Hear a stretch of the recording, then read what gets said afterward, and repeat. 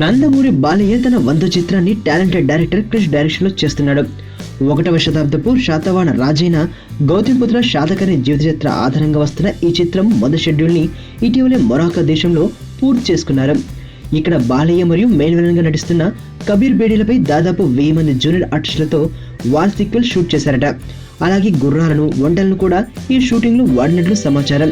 అయితే బాలయ్య గుర్రంపై వస్తున్న సీన్ ని షూట్ చేస్తున్న సమయంలో గుర్రం అదుపు తప్పి బాలయ్య కింద పడిపోయారట.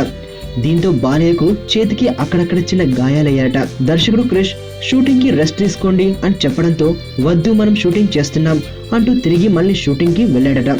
నిజంగా బాలయ్య బాబుకు ఈ విషయంలో హ్యాట్సప్ చెప్పాల్సిందే కదా. చారిత్రాత్మక నేపథ్యంలో వస్తున్న ఈ చిత్రానికి క్రేజీ సంగీత దర్శకుడు దేవిశ్రీ ప్రసాద్ సంగీతం అందిస్తున్నారు. భారీ బడ్జెట్ తో ఈ చిత్రాన్ని క్రిష్ అన్నయ్య Rajiv Reddy first frame entertainment banner పై నిర్మిస్తున్నారు.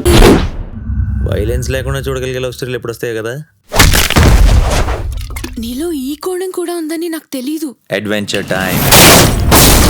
నిన్ను పెళ్లి చేసుకోవాలి, ఐశ్వర్య తెలివిగా చంపాలి. నాకు తెలిసి ఒక్కడే శత్రువు ఉన్నాడు. నేరం బయటపడే ఛాన్సే లేదు.